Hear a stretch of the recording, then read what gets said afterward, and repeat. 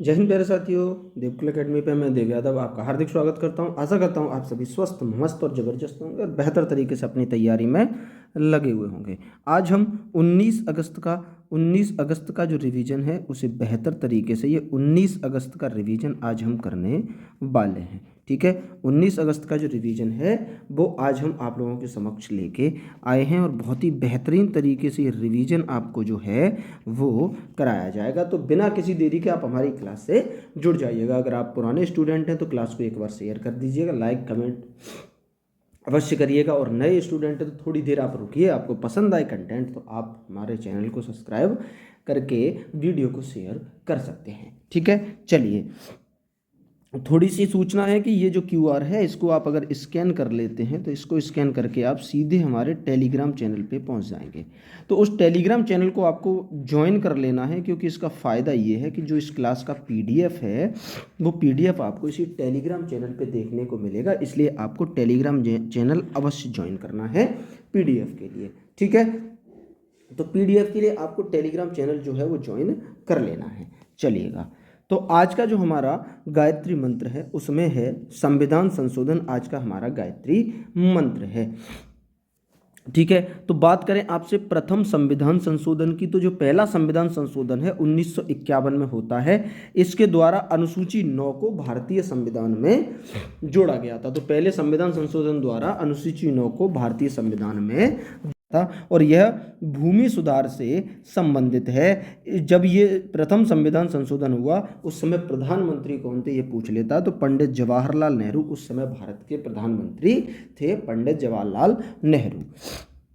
फिर एक होता है सातवां संविधान संशोधन। आपके लिए वही संविधान संशोधन कराए जा रहे हैं जो एग्जाम की दृष्टि से महत्वपूर्ण है। सातवां संविधान संशोधन 1956 में होता है और ये राज्य पुनर्गठन आयोग से संबंधित है। सातवां संविधान संशोधन फिर होता है आपका 21वां संविधान संशोधन। जो 21वां संविधान संशोधन है 1967 में हुआ था और इसमें अनुसूची 8 में 15वीं भाषा जो है वो जोड़ी गई थी, जिसका नाम था सिंधी भाषा। तो सिंधी भाषा को 21वें संविधान संशोधन के द्वारा भारतीय संविधान में जोड़ा गया था। ये आपको याद रखना है कि जो आपकी सिंधी भाषा है उसे 21वें संविधान संशोधन के द्वारा भारतीय संविधान में जोड़ा गया, अनुसूची 8 में से जोड़ा गया था और भारत की 15वीं भाषा के रूप में सिंधी भाषा को जोड़ा गया। ठीक है, चलिए अब आपसे बात करें, अगला है आपका 26वां संविधान संशोधन। 26वें संविधान संशोधन की बात करें तो 1971 में आया था और इंदिरा गांधी के समय ये 26वां संविधान संशोधन हुआ था। इसके तहत प्रिवी पर्स को समाप्त कर दिया गया था। फिर आता है आपका 36वां संशोधन। 36वां संविधान संशोधन 1975 में होता है और इसके द्वारा सिक्किम जो है, सिक्किम को पूर्ण राज्य का दर्जा दे दिया गया था। सिक्किम को भारत का पूर्ण राज्य बनाया गया 1975 को। फिर है आपका 42वां संविधान संशोधन। जो 42वां संविधान संशोधन है ये 1976 में आया था। कब हुआ? 42वां संविधान संशोधन 1976 में आया और इसी 42वें संविधान संशोधन को लघु संविधान भी कहा जाता है। तो ये भी याद रखना है कि इसे लघु संविधान कहा जाता है। 42वें संविधान संशोधन के द्वारा ही प्रस्तावना में पहली बार संशोधन हुआ था और इसमें 3 शब्द जोड़े गए, समाजवाद, पंथनिरपेक्ष और अखंडता। ये 3 शब्द हैं वो 42वें संविधान संशोधन के द्वारा भारतीय संविधान की प्रस्तावना में जोड़े गए। वहीं मौलिक कर्तव्य जोड़े गए, भाग 4 के काम में मौलिक कर्तव्य जोड़े गए। अनुच्छेद 39A जो है वो 42वें संविधान संशोधन द्वारा ही भारतीय संविधान में जोड़ा गया था, जो निःशुल्क कानूनी सहायता की बात करता है, अनुच्छेद 39A। अनुच्छेद 48A भी जो जोड़ा गया वो 42वें संविधान संशोधन के द्वारा ही जोड़ा गया था। ठीक है, आगे है 44वां संविधान संशोधन। 44वां संविधान संशोधन 1978 में हुआ और इस संविधान संशोधन के तहत संपत्ति के अधिकार को मौलिक अधिकार से बाहर कर दिया गया और इसे अनुच्छेद 300 के A के तहत कानूनी अधिकार बना दिया गया। तो जो पहले संपत्ति का अधिकार एक मौलिक अधिकार था, उसे 44वें संविधान संशोधन के द्वारा अनुच्छेद 300 के काम में रख दिया गया और उसे एक कानूनी अधिकार बना दिया गया। उसके बाद आता है आपका 52वां संविधान संशोधन। 52वें संविधान संशोधन की अगर आपसे बात करें तो ये 1985 में हुआ था 52वां संविधान संशोधन। अनुसूची 10 जो है वो भारतीय संविधान में जोड़ी गई, और ये अनुसूची जो 10 है वो दल बदल को रोकने से संबंधित है। अनुसूची 10 जब दल बदल रोकने से संबंधित है अनुसूची 10, ये 52वें संविधान संशोधन द्वारा भारतीय संविधान में जोड़ी गई है। 1985 में से जोड़ा गया है। इसके समय प्रधानमंत्री कौन थे? तो ये राजीव गांधी के समय 52वां संविधान संशोधन होता है। फिर बात करें आपसे 61वें संविधान संशोधन की, तो जो 61वां संविधान संशोधन है 1989 में हुआ था। इस 61वें संविधान संशोधन के द्वारा जो वोट डालने की उम्र 21 वर्ष थी उसे घटाकर 18 वर्ष किया गया। यानी 61वें संविधान संशोधन के द्वारा वोट डालने की उम्र को 21 वर्ष आकर 18 वर्ष किया गया था। इसके समय प्रधानमंत्री कौन थे? तो राजीव गांधी। इस संविधान संशोधन के समय भारत के जो प्रधानमंत्री थे वो राजीव गांधी थे।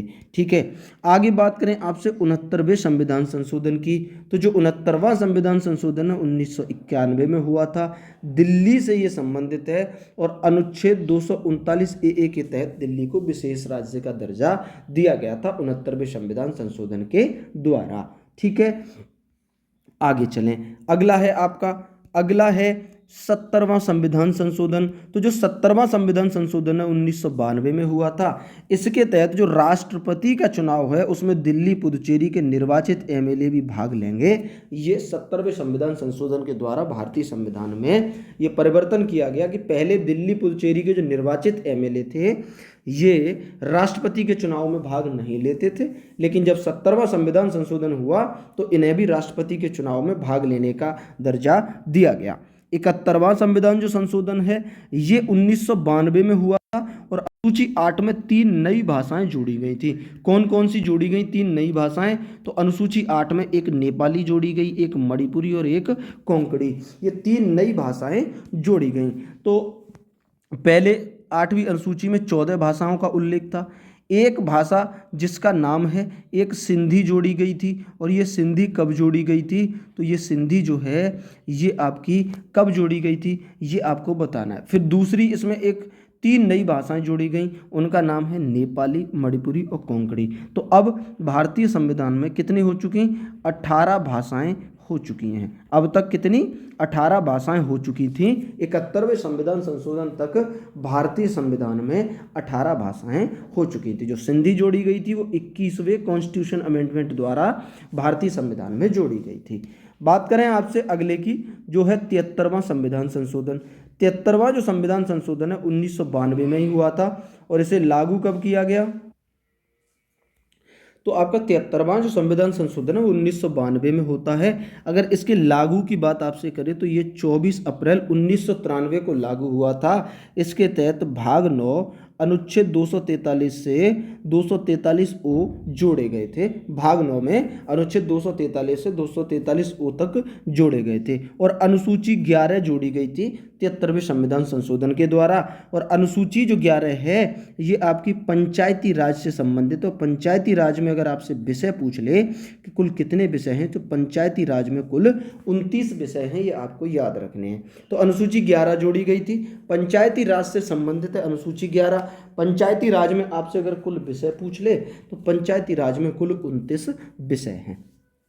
ठीक है, आगे है 74वां संविधान संशोधन। 74वें संविधान संशोधन की बात करें 1992 में 74वां संविधान संशोधन हुआ।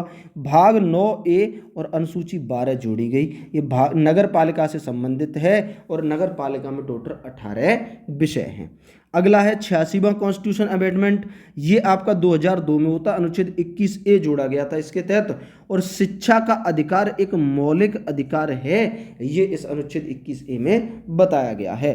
अगला है आपका 89वां संविधान संशोधन। 89वें संविधान संशोधन की बात करें 2003 में होता है और अनुच्छेद 338A जोड़ा गया था। ये राष्ट्रीय अनुसूचित जनजाति आयोग से संबंधित है। अनुच्छेद 338A जो 89वें संविधान संशोधन के द्वारा 2003 में भारतीय संविधान में जोड़ा गया था। ठीक है, अगले की बात करें, अगला है 91वां संविधान संशोधन। ये कब होता है? तो 2003 में होता है। मंत्रिपरिषद का आकार जो है वो निर्धारित किया गया था। केंद्र में लोकसभा के 15% और राज्य में विधानसभा के 15% मंत्रिपरिषद का ये आकार निर्धारित किया गया। फिर आता है आपका 92वां संविधान संशोधन। 92वें संविधान संशोधन की बात करें तो 2003 में ये होता है। अनुसूची 8 में 4 नई भाषाएं जोड़ी गई 92वें संविधान संशोधन के द्वारा। बोडो, डोंगरी, मैथिली और संथाली, ये 4 नई भाषाएं जोड़ी गई थी। इसको आपको याद कैसे रखना है, याद रखने की ट्रिक मैं आपको बता दूं।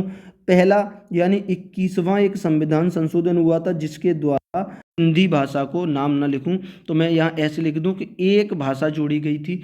फिर हुआ आपका एक 71वां संविधान संशोधन, इसके द्वारा 3 और भाषाएं जोड़ी गई। इन दोनों को अगर आप जोड़ दें तो 92 हो जाता है। तो 92वां संविधान संशोधन के द्वारा इन दोनों को जोड़ के कितना हुआ, 4। तो 4 नई भाषाएं जोड़ी गई। इस तरीके से आप इसे याद कर सकते हैं। ठीक है, तो अब भारतीय संविधान में कितनी भाषाएं, तो टोटल 22 भाषाएं हो चुकी हैं और वर्तमान में भी भारतीय संविधान में कुल 22 भाषाएं हैं, ये आपको याद रखना है।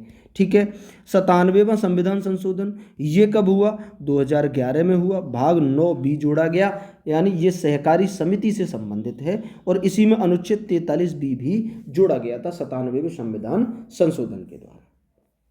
ठीक है, अगला है 99वां संविधान संशोधन। ये आपका 2014 में हुआ।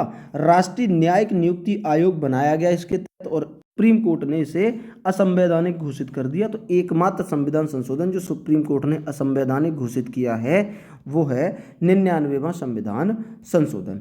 फिर है आपका 100वां संविधान संशोधन। 100वें संविधान संशोधन की बात करें 2015 में हुआ।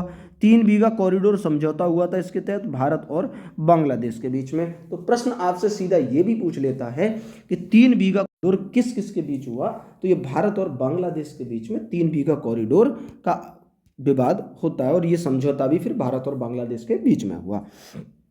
103वां संविधान संशोधन की बात करें तो 2019 में हुआ था। EWS को 10% आरक्षण दिया गया संविधान संशोधन के द्वारा। अनुच्छेद 15(6) और अनुच्छेद 16(6) जो हैं वो इसी संविधान संशोधन के द्वारा भारतीय संविधान में जोड़े गए थे 103वें संविधान संशोधन के द्वारा। ठीक है, आगे है फिर है आपका 104वां संविधान संशोधन। ये कब जोड़ा गया, 2019 में। इसमें SC ST की सीटों का 10 वर्ष के लिए बढ़ाया गया, लोकसभा और राज्यसभा दोनों में। और एंग्लो इंडियन का जो पद समाप्त किया गया था वो इसी 104वें संविधान संशोधन के द्वारा एंग्लो इंडियन का पद समाप्त कर दिया गया। 105वें संविधान संशोधन की बात करें तो 105वां संविधान संशोधन 2021 में होता है। इसके तहत राष्ट्रीय पिछड़ा वर्ग आयोग में कौन सी जाति को शामिल किया जाएगा ये निर्धारित किया गया था 105वें संविधान संशोधन के द्वारा। 106वां कॉन्स्टिट्यूशन अमेंडमेंट 2023 में हुआ। नारी शक्ति बंधन अधिनियम जो है वो इसी संविधान संशोधन के द्वारा पारित हुआ था। ठीक है, तो हमारा गायत्री मंत्र जो था, गायत्री मंत्र का आज का टॉपिक था संविधान संशोधन, वो हमारा गायत्री मंत्र कंप्लीट होता है। क्लास आपको कैसी लगी, आप ये गायत्री मंत्र आपको कैसा लगा, इसके बारे में 2 शब्द कमेंट बॉक्स में जरूर लिखेंगे। ठीक है, चलिए अब चलते हैं हम अपनी करंट अफेयर की क्लास की तरफ।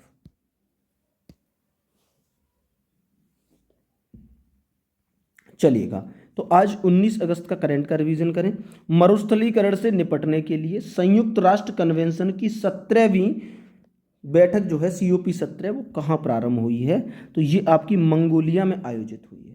ठीक है, इसका आयोजन 17 से 28 अगस्त तक होने वाला है और ये मंगोलिया के उलान बटोर में इसका आयोजन किया जाएगा। उलान बटोर मंगोलिया। इसकी जो थीम है जमीन की बहाली, उम्मीद की बहाली इसकी थीम है। COP1 के आयोजन की बात करें तो रोम इटली में COP1 का आयोजन किया गया था। खान क्वेस्ट व नॉर्डिक एलिफेंट अभ्यास ये भारत और मंगोलिया के बीच में होता है। गोबी जो मरुस्थल है ये चीन और मंगोलिया की सीमा पे स्थित है और यह एक ठंडा मरुस्थल है, गोबी का मरुस्थल। ठीक है, PDF के बारे में जानकारी दूं, व्हाट्सएप पे जो हमारा पेड ग्रुप चलता है उस पेड ग्रुप आपको कैसे जुड़ना है। पेड ग्रुप से जुड़ने के लिए 95 36 76 1997 ये हमारा व्हाट्सअप नंबर है, इस पर व्हाट्सअप मैसेज करेंगे। फिर आपको 30 रुपये पे करने होंगे और ये 30 रुपये प्रति महीने का चार्ज है, यानी 1 महीने के लिए आपको 30 रुपये पे करने होंगे और आप हमारे व्हाट्सएप ग्रुप से जुड़ जाएंगे। उसका फ़ायदा ये है कि ये डेली आपको करंट अफेयर मिलेगी। आज है 20 अगस्त और आज मैं रिवीजन 19 अगस्त का करा रहा हूँ। ये जो 19 अगस्त का करंट अफेयर है, 19 अगस्त को ही हमारे जो पेड ग्रुप में स्टूडेंट जुड़े उन सब के पास पहुंच गया था, तो वो पहले से एक बार इसे पढ़ के आए हैं और अब यहाँ रिवीजन कर रहे हैं, तो उन्हें 100% ये याद होने वाला है। एक तो ये फायदा हुआ कि डेली के डेली आपको PDF मिलेगा। दूसरा फायदा इसका ये है कि जब महीना समाप्त होगा तब A4 साइज का PDF जो है, ये A4 साइज का PDF आपको प्राप्त कराया जाएगा। इसका प्रिंट आप आसानी से आप प्रिंट इसका करा सकें और बहुत ही साफ़ सुथरा PDF ये आपको महीने के अंत में बहुत ही साफ़ सुथरा PDF आपको उपलब्ध करा दिया जाएगा। ठीक है, तो ये फ़ायदे हैं पेड ग्रुप से जुड़ने के। आप एक दिन अगर कोल्ड ड्रिंक पीना बंद कर देंगे ना, तो एक महीने तक इस ग्रुप का आनंद आप उठाने वाले हैं, इसलिए इसकी जानकारी मैंने आपको यहाँ दी है। ठीक है, अगला प्रश्न है, अगला है आपका, हाल ही में सिर्फ 38 मिनट के अंतराल पर 2 रॉकेट लॉन्च करने का रिकॉर्ड किसने बनाया? तो ये स्पेस एक्स जो कंपनी है, इसने 38 मिनट के अंतराल पे 2 रॉकेट लॉन्च करने का रिकॉर्ड बनाया। भारत का पहला प्राइवेट इंजन आपसे पूछे तो विक्रम वन है, भारत का पहला प्राइवेट रॉकेट जो है वो विक्रम वन है, और प्राइवेट इंजन की बात करें तो एवरेस्ट नाम से भारत का प्राइवेट इंजन है। G7 समिति का जो आयोजन एवियन फ्रांस में इसका आयोजन हुआ। वहीं 2026 का फीफा वर्ल्ड कप जो है यूएसए, मैक्सिको और कनाडा में 2026 का फीफा वर्ल्ड कप का आयोजन हुआ है। इसका विजेता कौन बना है, ये कमेंट में आपको बताना है कि इसका विजेता कौन बना। भारत की 100वीं रामसर साइट की बात करें तो सुरहा ताल है, जो बलिया उत्तर प्रदेश में स्थित है। इसी सुरहा ताल झील को एक अन्य नाम से जानते हैं, जयप्रकाश नारायण पक्षी अभ्यारण्य के नाम से भी इसे जाना जाता है। वहीं 99वीं रामसर साइट की बात करें तो वो शेखा झील है, जो अलीगढ़ में स्थित है, और ये भारत की 99वीं रामसर साइट है। अगले की बात करें, अगला प्रश्न है आपका, 14 अगस्त 2026 तक जल जीवन मिशन के तहत सर्वाधिक हर घर जल प्रमाणित गांव वाला राज्य कौन सा बना? तो ये उत्तर प्रदेश सर्वाधिक हर घर जल प्रमाणित गांव वाला राज्य बन गया है।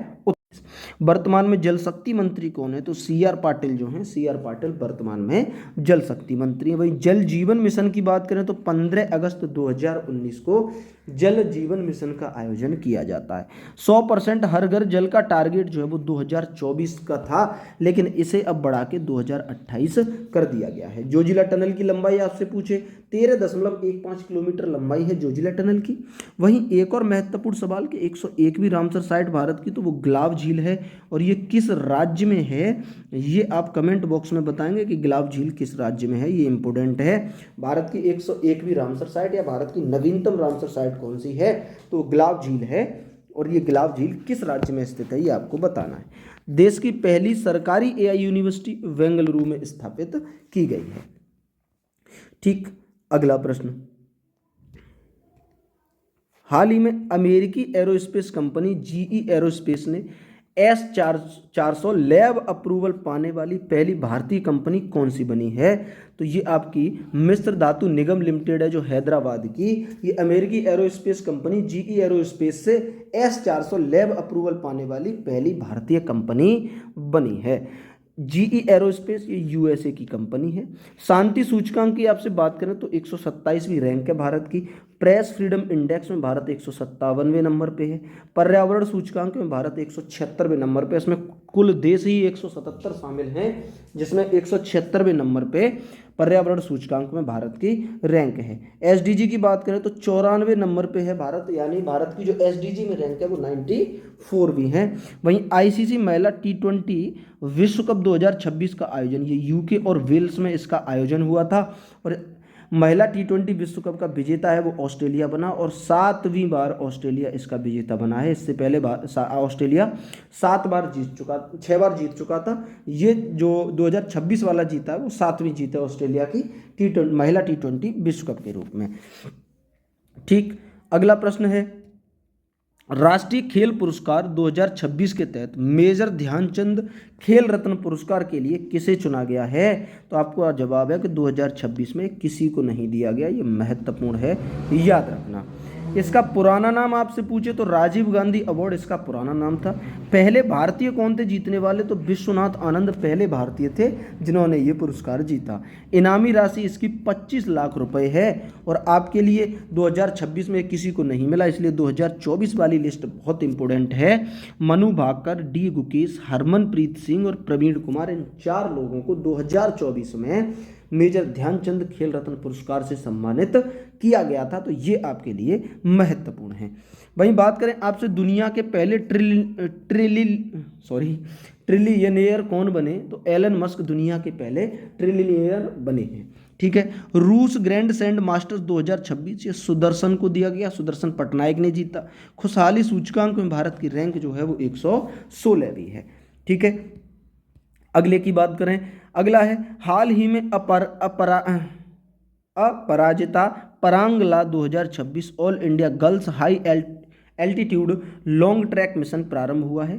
तो परांगला दर्रा ये कहाँ स्थित है, तो ये आपका हिमाचल प्रदेश और लद्दाख के बीच में स्थित है। इसके शुभारंभकर्ता कौन है, आपसे पूछे इसके शुभारंभकर्ता के बारे में, तो राजनाथ सिंह ने इसके शुरुआत की है। नाथुला दर्रा पूछे तो सिक्किम में, वोमडीला दर्रा आंध्र प्रदेश में है, दिफू दर्रा भी आंध्र प्रदेश में है, वहीं शिपकिला दर्रा आपका हिमाचल प्रदेश में है।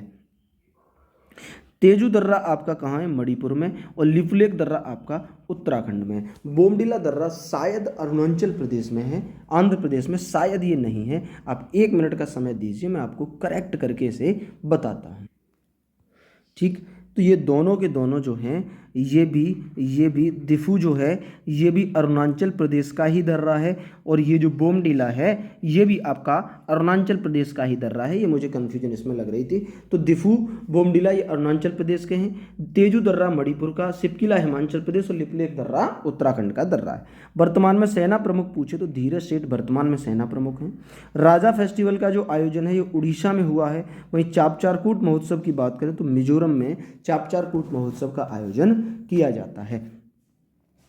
अगला प्रश्न है, किस राज्य की तामिरबरणी नदी को कानूनी व्यक्ति का दर्जा मिला है, तो ये तमिलनाडु की नदी है, इसे कानूनी व्यक्ति का दर्जा दिया गया। केन विलियमसन ने अंतर्राष्ट्रीय क्रिकेट से संन्यास लिया। ये किस देश के लिए क्रिकेट खेलते थे, तो न्यूजीलैंड के ये खिलाड़ी थे जिन्होंने अंतर्राष्ट्रीय क्रिकेट से संन्यास ले लिया। भारत का शीर्ष कंटेनर बंदरगाह की बात करें तो जवाहर पोर्ट जो है भारत का शीर्ष कंटेनर बंदरगाह बना है। किसने ये रिपोर्ट जारी की, तो world bank container port performance index 2025 के अनुसार भारत का शीर्ष कंटेनर बंदरगाह जवाहरलाल नेहरू पोर्ट बना है। खीर भवानी मेला ये जम्मू कश्मीर में आयोजित होता है। हैरात महोत्सव की बात करें तो ये भी जम्मू कश्मीर में आयोजित होता है। वहीं the library man of India की बात करें तो पीएन पड़ेकर जो है, P N Padekar the library man of India के नाम से जाने जाते हैं। ठीक, अगला प्रश्न है, भारत ने किस देश के साथ रक्षा उपकरणों का संयुक्त उत्पादन करने वाला रक्षा सहयोग समझौता किया है, तो ये आर्मेनिया के साथ भारत ने समझौता किया है, आर्मेनिया के साथ। पानी में आर्सेनिक की तेजी से जांच के लिए आर्सन सेफ डिवाइस किसने बनाया, तो आईआईटी भुवनेश्वर ने यह डिवाइस बनाया है। भाई भगैया सिल्क और कुचाई सिल्क का जीआई टैग झारखंड को मिला। मुंडा आभूषण और बांस शिल्प का जीआई टैग भी झारखंड को ही प्रदान किया गया। भाई सूर्य किरण अभ्यास की बात करें तो इंडिया और नेपाल के बीच में सूर्य किरण अभ्यास का आयोजन किया जाता है। अगला प्रश्न, हाल ही में ग्रामीण इनोवेशन के लिए RSVC अमृत प्लेटफॉर्म किसने लॉन्च किया, तो ये नाबार्ड ने ये प्लेटफॉर्म लॉन्च किया है। किसने, नाबार्ड ने। नाबार्ड की स्थापना 12 जुलाई 1982 को होती है। मुंबई में इसका हेडक्वार्टर है। तर्कस अभ्यास आपसे पूछे इंडिया और अमेरिका के बीच में। कोंकण अभ्यास इंडिया और इंग्लैंड के बीच में होता है। वहीं ऑपरेशन अमिस्ताद की बात करें तो वेनेजुएला में, और ऑपरेशन ब्रह्मा आपका म्यांमार में ऑपरेशन ब्रह्मा शुरू हुआ। ठीक है, तो बहुत जल्द आपके लिए एक छोटी सी सूचना यह देना चाहूँगा कि बहुत जल्द आपके लिए जो UPSSC पैट है, इस पैट के लिए मैं क्लास जो है वो शुरू करने वाला हूँ। और इस बात की गारंटी है कि मैं, जैसे पैट की हिस्ट्री है तो हिस्ट्री को मैं ज़्यादा से ज़्यादा 10 क्लास लगाऊंगा। 10 क्लास या 15 क्लास में पूरी हिस्ट्री को कवर कराने की कोशिश करूंगा पैट 2026 का ये पैट है उसके लिए। ऐसे ही पॉलिटी की 10 क्लास लगभग, ज्योग्राफी की भी 10 क्लास, साइंस की भी क्लासेस ऐसे ही 10, करंट का तो टॉपिक वाइज मैं कराऊंगा, वो टॉपिक वाइज करंट आपके लिए फ़ायदेमंद रहेगा। तो आप हमारे चैनल को अवश्य सब्सक्राइब करके रखें। पैट के लिए भी अति महत्वपूर्ण क्लासेस पूरी मैं आपके लिए कराऊंगा, और हो सका तो मैं डीआई भी सॉल्व करा दूंगा। मेरी मैथ भी काफ़ी अच्छी है, ठीक है, तो मैं डीआई भी आपको करा दूंगा। डीआई कराऊंगा वही जो अब तक पैट में पूछा गया है। पैट में अब तक जितनी डीआई पूछी गई है उससे बाहर आपको कुछ डीआई पढ़ने की ज़रूरत नहीं है। वो प्रीवियस ईयर की जो डीआई हैं, जितने भी पैट हुए उन सब की डीआई आप लगा लो, उनका तरीका सीख लो, जो डीआई हैं उनका सॉल्व करने का तरीका सीख लो, बस उसी से आपका 100% काम होने वाला है। ठीक है, चलिए आज का अंतिम प्रश्न।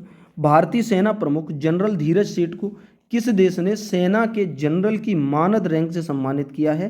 तो ये नेपाल ने इससे सम्मानित किया है। सार्क या दक्षेस के हेडक्वार्टर की बात करें तो काठमांडू नेपाल में स्थित है। कालापानी लिपुलेख विवाद भारत और नेपाल के बीच में है। नेपाल की जो राजधानी है वो काठमांडू है। और नेपाल के राष्ट्रपति की बात करें तो रामचंद्र पौडेल नेपाल के राष्ट्रपति, और नेपाल के प्रधानमंत्री बालेंद्र शाह हैं। ठीक है, प्रिक्स वर्साय दुनिया के सबसे खूबसूरत एयरपोर्ट 2026 की सूची में शामिल होने वाला भारतीय एयरपोर्ट कौन सा है? तो गुवाहाटी और नवी मुंबई एयरपोर्ट इसमें भारत की ओर से शामिल हुए हैं। भुखमरी में भारत की रैंक 102 भी है, और भ्रष्टाचार में भारत की रैंक 91 भी है। ये भी आपको याद रखना है। ठीक, तो आज की जो हमारी क्लास थी वो यहीं समाप्त होती है। क्लास आपको कैसी लगी एक प्यारी सी कमेंट करके हमें ज़रूर बताएंगे। बाकी मुलाकात होगी आपसे अगली क्लास में, तब तक के लिए जय हिंद, जय भारत।